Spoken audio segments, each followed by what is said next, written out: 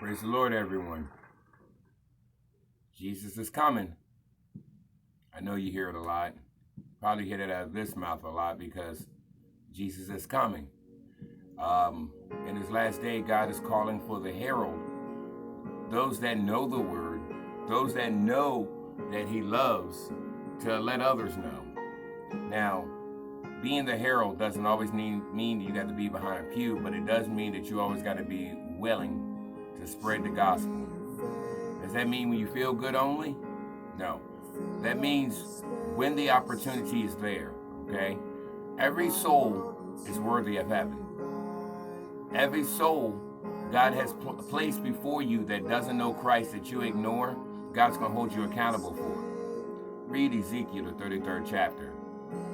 It's no time to be complacent, everyone, okay?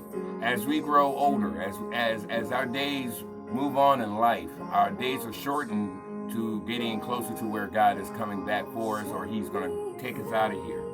How's your resume going to look? That's a question I ask myself every single day.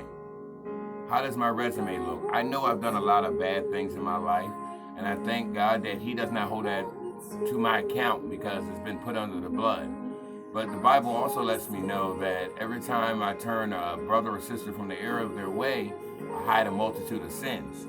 Now, that isn't willful reason to sin, but there's a lot of sins that we commit throughout the day that we may not even notice we're doing it because we see it as something small. Sin doesn't have a size, okay? But when we turn someone from the error of their ways, God takes care of our situation. You have a situation in your life, I'm not just talking about sin. If you have a situation in your life that you need God to step in, step out right now and touch someone else's life. Because this world really, truly does need Jesus. And to many, many people, you and I are the only Jesus they're ever going to see. Your neighbors, those people that really get under your skin and get on your nerves, yeah, they're put there for a reason. I'm not saying everybody is going to humble themselves before Christ, but everybody is worthy of an opportunity to hear this gospel. And for those of us that have surrendered ourselves and said, "Here I am, Lord," guess what? He's calling on us.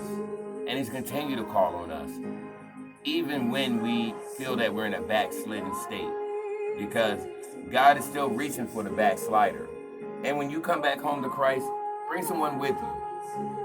One thing I can tell you has been the brighter side of really dumb decisions in my life is every time I've came back to the house of God, God has allowed me to bring someone from the world back home to him. That's, again, not a reason for me to go back out there because he allows many opportunities while I'm in the safe zone. The only difference is when I was out there, I wasn't in the safe zone, but now I'm in his arms again. I am in the safe zone. Same thing with you.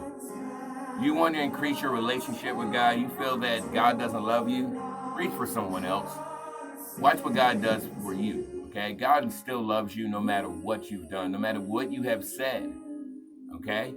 Because if you did it in ignorance, God's going to take care of it. If you did it in pride and you came later with a humble, truly humble heart and said, "Lord, forgive me," he is. He will. He always does. So my encouraging word to the ones out there that are in the valley of decision, go towards Christ. Lukewarmness is going to end up in hell, okay? Being cold will end up in hell. Only the one that's on fire for God, okay? Those that are burning within their souls to not only do a work for God, but to be pleasing in his sight, also doing a work for God also, through God. Let me make sure I say that, through God. Don't go after titles, because titles will get you right back out there in a prideful state. But go out and try to spread the love that God has shown you. And watch what God does. He will not be mocked. And me being a person, you know what? This flesh will fail me every single day. But I'm going to try to walk in the Spirit more in this 44th year. Day 2. And I'm encouraging each and every one of you to do the exact same thing. Reach for the soul. Reach to touch the hem of his garment. And remember, you got to be careful when entertaining strangers, because you may be entertaining angels unawares. I want you to think on that.